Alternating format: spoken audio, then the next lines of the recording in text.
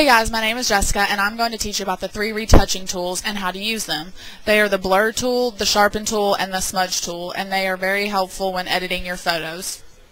The first one I'm going to show you is the blur tool. It is useful for removing small facial blemishes and smoothing out wrinkles. The first thing you have to do is duplicate your background, and you can name it anything you want. I'm just going to name this one face. After you duplicate your layer, your blur tool is going to be located over here under the raindrop looking icon, and then you can adjust the strength of it based on what suits you by right here. And then you can also change the size of your tool right here on how big or small the area is you're working with. So this girl, you can see, has wrinkles on her forehead, and this tool is going to help us smooth them out so they're not as noticeable, but don't overdo it because then it won't look realistic. But you can just drag the tool along her wrinkles and you'll see that it'll smooth them out and make them not as noticeable. And make sure you go in the direction of the wrinkle so that way it's not awkward looking and it blends together.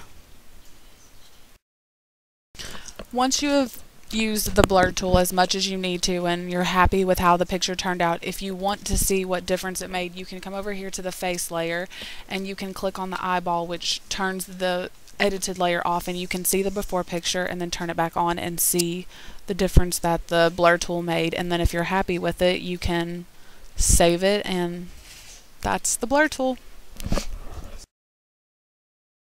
The next tool I'm going to be showing you is the smudge tool, and the smudge tool blends the pixels together, giving it the look as if you drug your finger through wet paint. It is useful for touching up the shine on someone's lipstick or blending out jagged edges.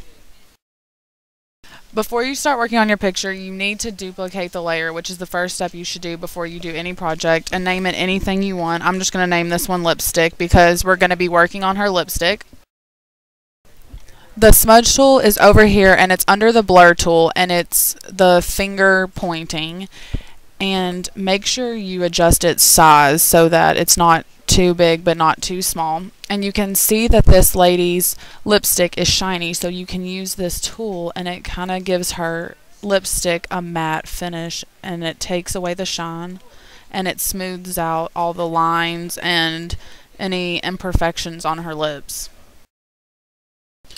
Once you have fixed her lipstick how you like it, you can go over here once again to this layer called lipstick, and you can turn the eye off, and it shows you the difference from her lipstick before and after. You can see that it has a smoother look, it's not shiny, it's more matte looking.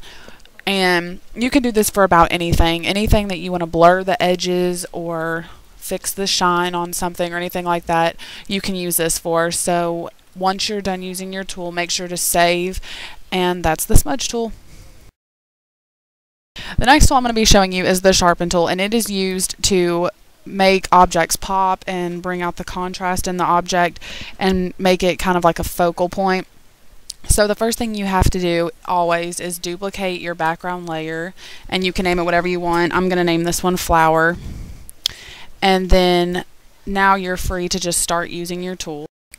The sharpen tool is located over here where the smudge tool and the blur tool was, and it's the little triangle, and it's the same thing. You can adjust the strength up here, or you can adjust its size to however big or small you need it. All you have to do is just drag and click over an object, and the more you go over it, the more you'll see it makes the middle of this flower pop.